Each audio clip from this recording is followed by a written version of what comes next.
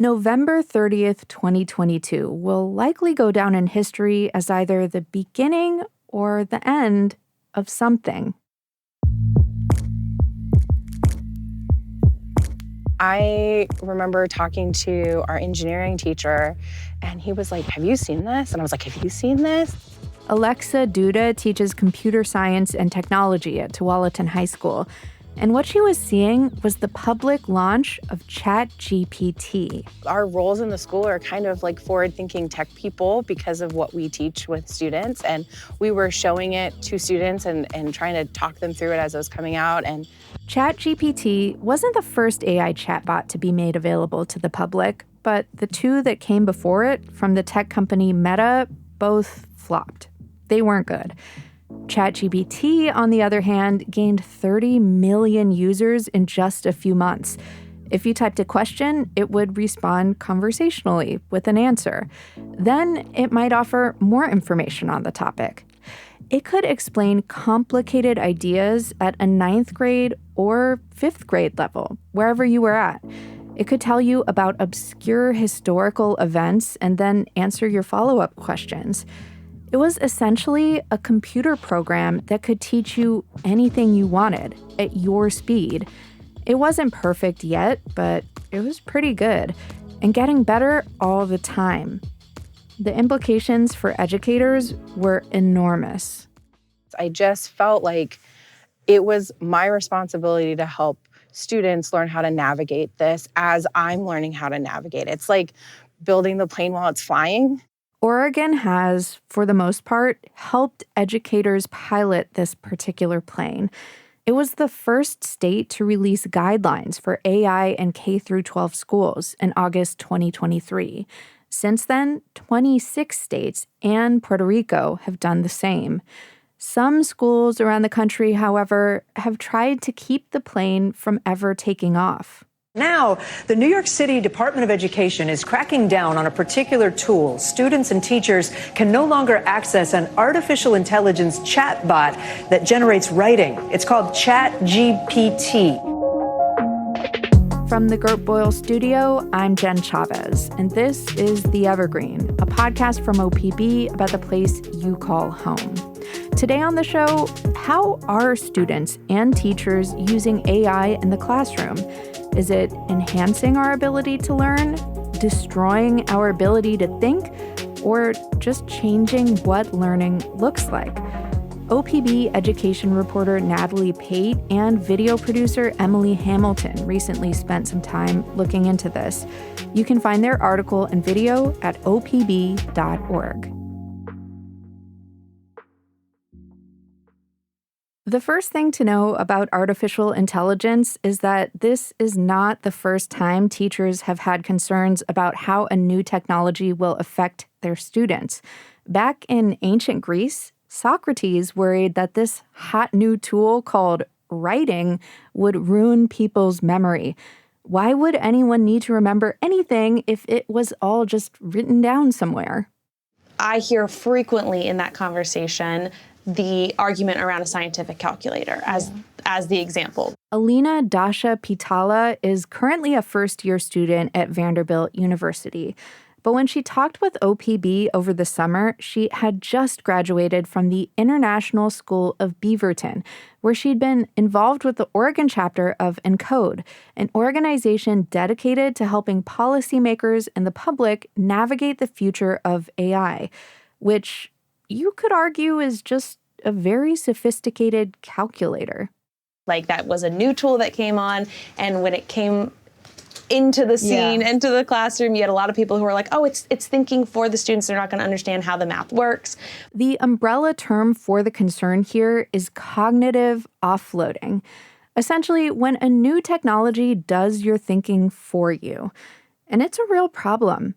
The mental struggle of feeling frustrated and stuck, then figuring out a path forward, that's where your brain forms new connections, figures out new skills. It's important, but it didn't begin or end with calculators. When students first began to get internet access, everyone wondered how kids would learn research skills if they could just look stuff up online. And now the same concerns are surfacing again. I see a lot of this attitude of like, this is something we will never be able to figure out, or it's too quick, it's too much. But I think we are able to sort of work towards managing it and, teaching students to evaluate, the pros and cons of using it. And I think just sort of moving away from that attitude of that it's developing too fast and we're helpless is kind of, something that would help lead us in the right direction. The goal, Elena says, shouldn't be to keep kids from using AI, but to teach them the advantages and trade-offs. Even better, teach kids how to evaluate those trade-offs for themselves for any new technology. The first step towards that goal, says Tualatin High School teacher Alexa Duda, is showing students how AI works. Because at the infancy, it felt like magic, right? It just like, what is happening here? How does it know this, right? And there's so many misconceptions about it being able to like think on its own when really it just recognizes patterns and repeats them back.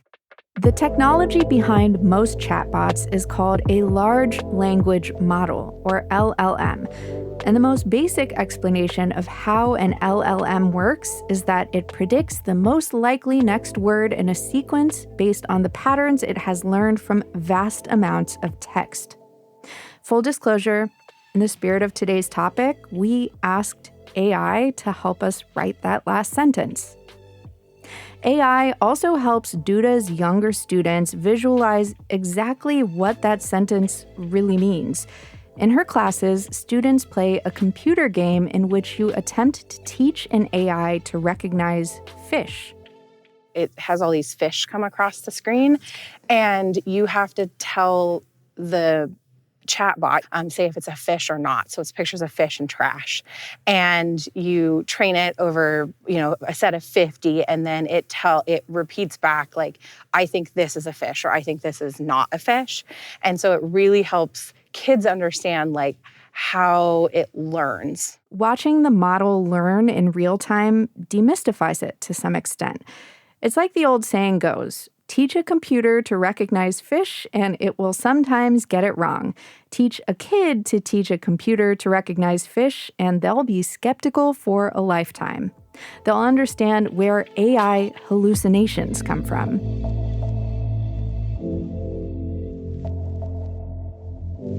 What do you mean by hallucinations? So an AI hallucination is where it says something with absolute certainty that is completely incorrect. Interesting. Yeah, so the training data that it has picked a pattern out of it that's not accurate for our world. Okay. And so that's another thing that we have to help kids understand, like when is the AI hallucinating versus when it's giving you factual information. And then it allows us to have conversations about who's feeding that data into the large language model, and where are they getting that information, and what's included and what's not included. Are things being excluded on purpose, or is it a bias that humans don't realize they have? So it leads to those conversations as well. But for all of AI's blind spots and factual errors, there are some ways that it excels. A good chatbot can give feedback as quickly as a student can ask for it, and give kids more personalized attention than any classroom teacher ever could. It's also very good at staying detached and neutral. We did this project, the AI education project, and we tried to talk to different students and get their perspectives on different AI tools and why they might gravitate towards using AI in their schoolwork in the first place. And a lot of them responded with sort of this idea that AI doesn't judge them. They have this feeling that, for their assignments, when they have maybe questions that seem a little bit maybe dumb or seem a little bit simple, or questions that they might feel embarrassed to ask in front of the whole class, or even embarrassed to ask their teachers, they feel like AI can give them that answer and help them work through problems and give them more attention that maybe their teachers or fellow classmates may not be able to give them. There are also enormous benefits for students with disabilities.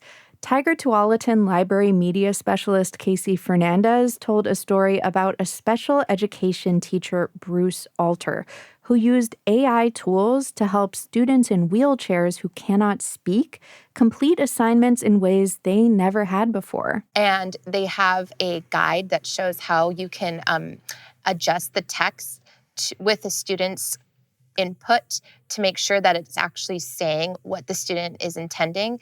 And it is a fascinating process to watch, and it gives me hope about some of the good things that it can be used for.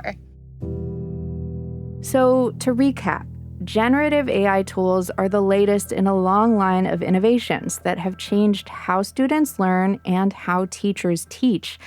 They sometimes get basic facts wrong, but their feedback is faster and more personalized than human teachers, and they can be a game changer for students with disabilities. Sounds like a pretty positive development, right? Maybe. After the break, we'll get into some downsides and even the dark sides of AI. That's coming up.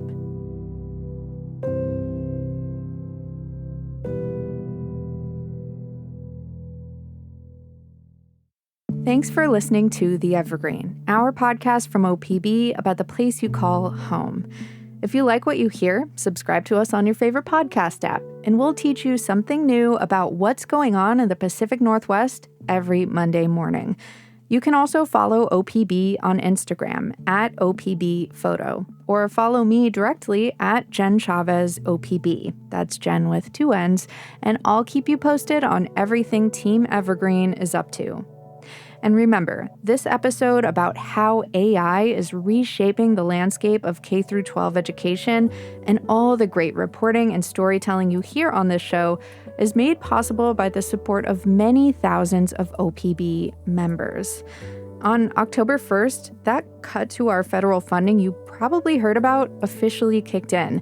And from now on, public media organizations like OPB are community supported more than ever. Join in and support our journalism by becoming an OPB sustaining member today at opb.org/pod. And now, back to the show.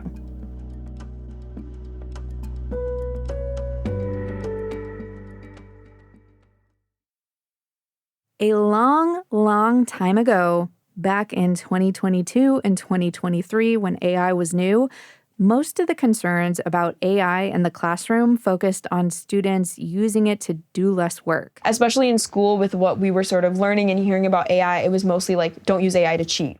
One of the first policies that Tiger Tualatin put into place was a red, yellow, green coding system that allowed teachers to easily communicate their expectations around the use of AI on assignments. So if it's green, they can use AI without citation. Yellow, they can use AI, but they must cite it. And red is for that specific task or skill measurement, there is no AI allowed. Recent high school student Alina Pitala says that recently kids have started policing themselves on AI for reasons that have nothing to do with academics.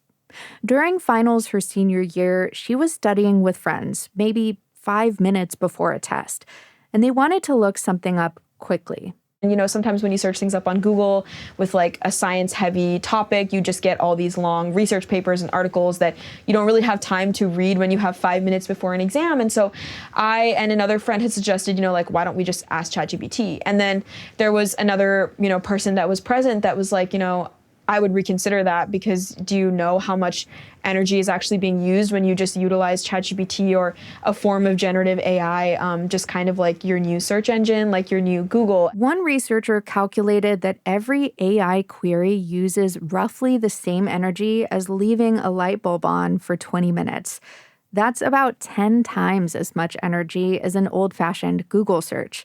And with billions of queries a day, it adds up. We never really learned about, how AI is harming the planet and how much water is actually used to, power these different like data centers, and just, when you use ChatGPT or whatever, how much energy is being used. The environmental repercussions are one thing. The emotional repercussions are something else.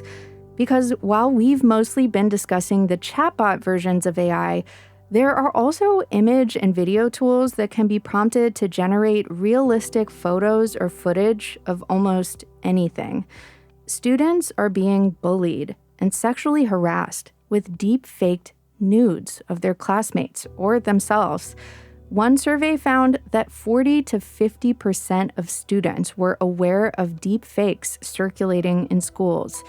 Tiger Tualatin's Casey Fernandez told OPB that the district's response to this has been development of a responsible use of technology policy that covers not just academic integrity, but also explicitly bans any form of digital mimicry of other students. And so just to make sure I'm understanding correctly, the academic integrity is more so like plagiarism, use of someone else's thoughts, whereas mimicry is using someone's image or likeness without their consent or permission. Exactly, yes. And it doesn't matter what context it's used for, even if it's a silly or fun thing, or if it's something that's more harmful, that is something that we completely discourage.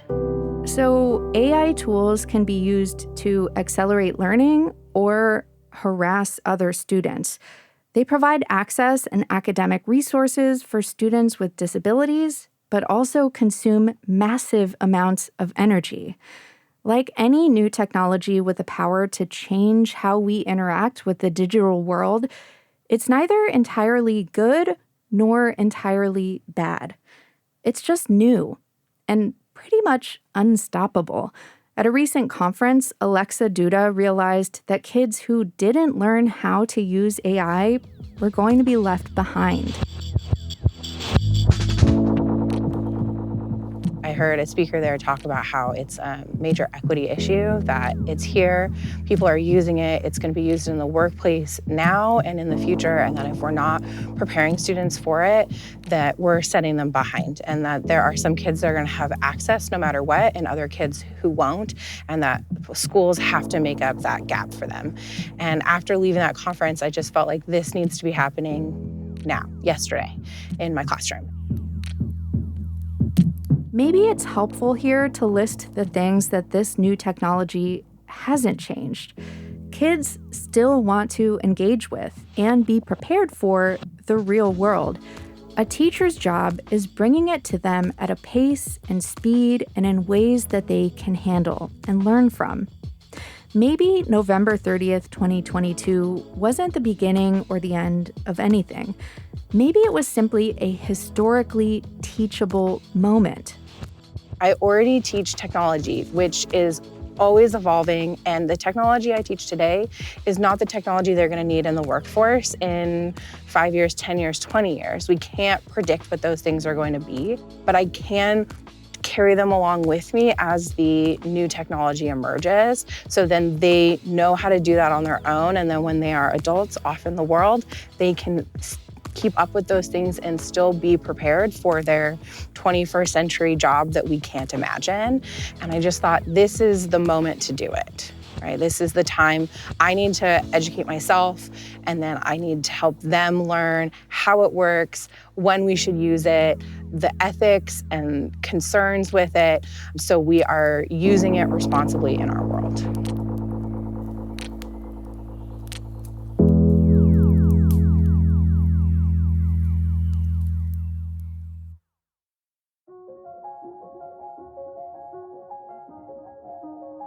You can read Natalie Pate's article and watch OPB's AI in Education Explainer video produced by Emily Hamilton at opb.org. Thank you for listening to The Evergreen, a podcast from OPB. Peter Frick Wright produced this episode, and our technical director is Stephen Cray. Nalene Silva engineered the episode. The OPB podcast team also includes Mia Estrada, Julie Sabatier, and Sage Van Wing. Natalie Pate and Emily Hamilton did the interviews you heard. Music in this episode comes from Audio Network. And if you have a question for us, don't forget you can just reach out. Send us an email at theevergreen@opb.org. I'm Jen Chavez. Catch you later.